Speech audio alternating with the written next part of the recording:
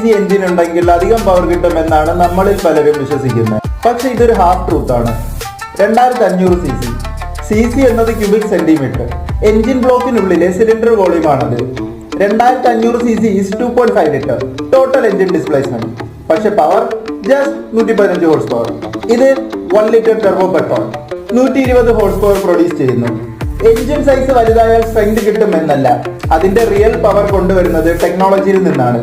Turbo chargers, valve timing, fuel injection, engine tuning, ഇതാണ് actual game changer.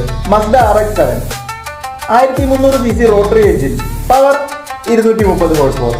അതുപോലെ 2000 cc engine even 160 horse power കിട്ടാൻ struggle ചെയ്യും.